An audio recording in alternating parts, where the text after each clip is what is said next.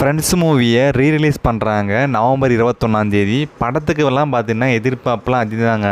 ஆனால் ட்விஸ்ட் என்னன்னா அந்த படத்தோட டைட்டில் கார்டு இதில் பார்த்திங்கன்னா சூர்யாவும் நடிச்சிருக்காங்க, விஜயும் நடிச்சிருக்காங்க இல்லையா. விஜய்க்கு டைட்டில் கார்டு பார்த்திங்கன்னா அந்த லியோ படத்தில் வர்ற மாதிரி அந்த ஃபாண்ட்ஸு பார்த்திங்கன்னா இந்த படத்துலேயும் பார்த்திங்கன்னா ஃப்ரெண்ட்ஸு படத்துலேயும் பார்த்திங்கன்னா அதே மாடலேஷனில் பார்த்திங்கன்னா போட்டிருக்காங்க. அந்த டைட்டில் கார்டில் பார்த்திங்கன்னா பேக்ரவுண்டு மியூசிக் பார்த்திங்கன்னா கத்தி படத்தில் வர்ற பிஜிஎம்மை பார்த்திங்கன்னா இதில் போட்டிருக்காங்க.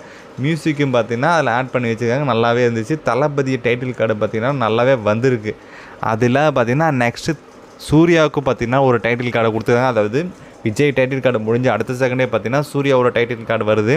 அதுவும் பார்த்திங்கன்னா சூர்யாவுக்கும் பார்த்திங்கன்னா லியோ படத்தில் வர்ற மாதிரியே பார்த்திங்கன்னா டைட்டில் கார்டும் பார்த்திங்கன்னா எடிட் பண்ணி வச்சுருக்காங்க.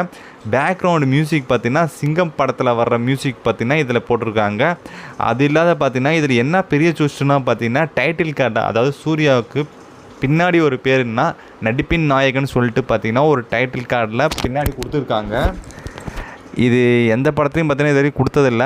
இனி வரும் காலத்தில் சூர்யாவுக்கு பின்னாடி இந்த மாதிரி பேர் வைப்பாங்களான்னு தெரியல. ஆனால் இது பயங்கரமாக இருக்குது.